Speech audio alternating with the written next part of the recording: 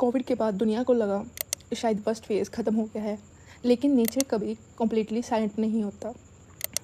जब दुनिया एक वायरस से रिकवर कर रही थी, साइंटिस्ट दूसरे डेंजरस वायरस को मॉनिटर कर रहे थे। उन्हीं में से एक है हैंटा virus.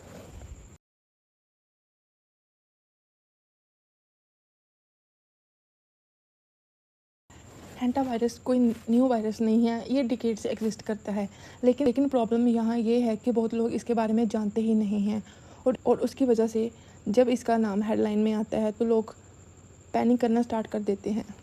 This morning, ripple effects of that deadly cruise ship outbreak spreading nationwide. 16 states now reporting potential hantavirus exposures, including Minnesota, Kansas, and Washington state in just the last 24 hours. Health officials say most of the cases involve people who left the ship before the outbreak was identified or others who traveled with exposed passengers. They add all are asymptomatic and isolating at home. लेकिन actual reality क्या है? क्या हैंटा virus next pandemic बन सकता है या internet इसे exaggerate करता है?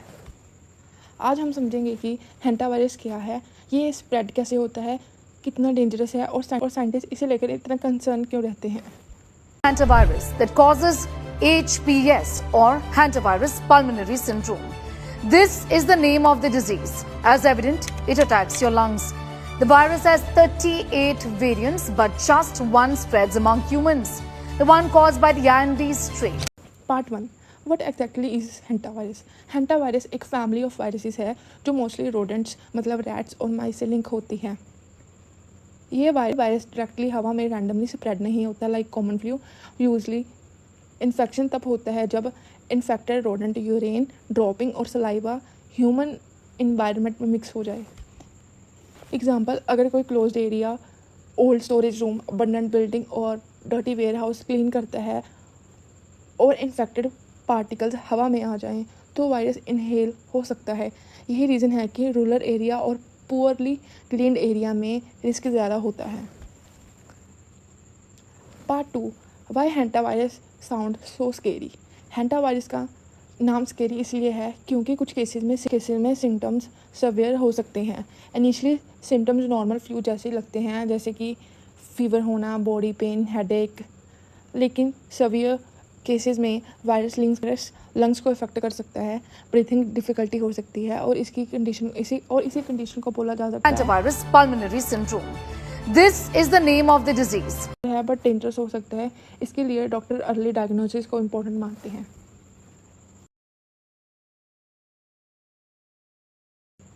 Is it the next pandemic? अब सबसे इम्पोर्टेंट क्वेश्चन ये है कि हैंटा वायरस कोविड जैसे पैंडेमिक बन सकता है?